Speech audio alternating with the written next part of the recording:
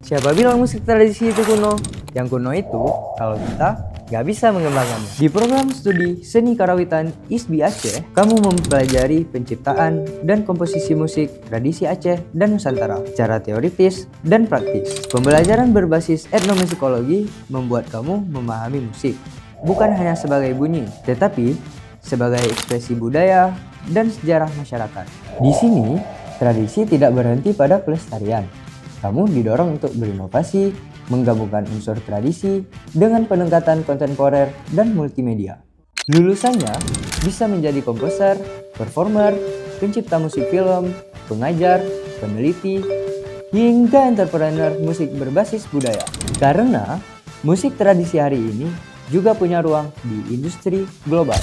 Karena menjaga musik tradisi itu bukan hanya soal melestarikan, tapi juga memastikan ia terus berkembang.